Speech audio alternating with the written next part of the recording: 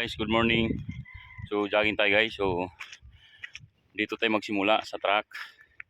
Yan sa may Coast Guard. Ang diretso natin guys doon sa may doon sa dulo. Yun. Nakadalawang balik pa rin tayo guys. Medyo mahina na yung tuhod ng matanda.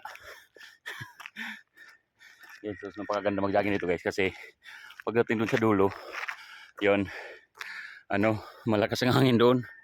Ayun yung mga senior citizen. So nandito tayo sa may San Agustin, Romblon Port.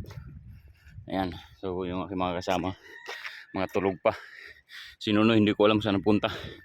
Wala doon sa truck. Kanina doon man yung sa loob na truck na tulog. Tingnan natin senior citizen doon.